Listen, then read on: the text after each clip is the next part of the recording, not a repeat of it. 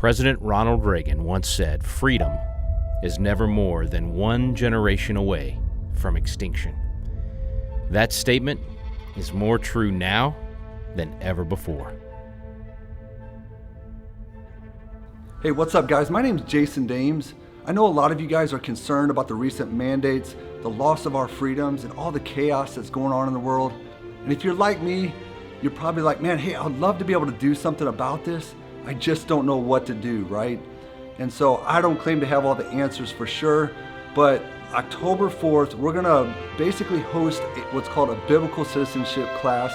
It's put on by David Barton and Rick Green. Biblical principles are what produce freedom in society, but you won't have biblical principles in society in which you don't have citizens with a biblical worldview.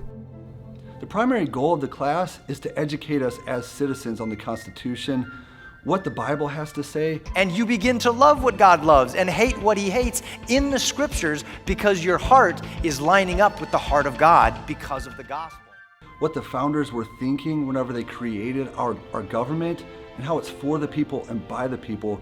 So that way we can hold our constituents accountable. Now David Barton, he's known as America's premier historian.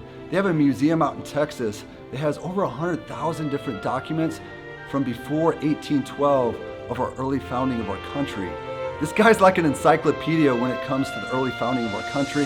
He's spitting out things from James Madison, from George Washington, John Locke, Benjamin Rush, like all these famous figures of our early founding country.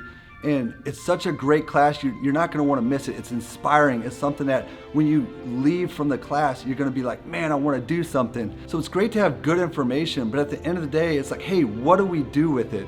And so what we're wanting to do as a community is gather people, gather different organizations, see if we can collaborate with people to be able to help give action steps for people to be able to do and make a difference, right? So you may be the person out there that may not be really interested in politics per se, but maybe you're an organizer. You like to organize things, put on events, whatnot, or maybe you like to research different candidates that are looking at the pros and the cons of what they stand for, what they don't stand for.